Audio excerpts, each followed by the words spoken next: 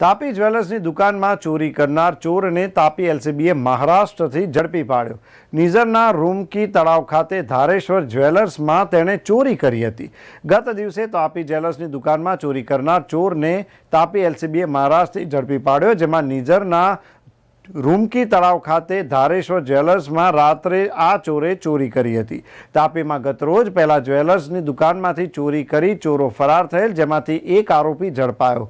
તાપી એલસીબીના હાથે જે ઝડપાઈ જવા પામ્યો હતો ને નોંધવું રહ્યું કે નિઝરના રૂમકી તળાવ ખાતે આવેલા ધારેશ્વર જ્વેલર્સમાંથી ચાંદીના દાગીના ચોરી કરી ચોરો ફરાર થયા હતા, જેની ફરિયાદ નિઝર પોલીસ મથકે નોંધાતા સીસીટીવી ફૂટેજના આધારે પોલીસે તપાસ હાથ ધરી હતી। ત્યારે ખાનગી રાહે મળેલ બાતમીના આધારે મહારાષ્ટ્રના નંદુરબારથી એક આરોપીને ઝડપી પાડવામાં પોલીસ વિભાગને સફળતા મળી છે।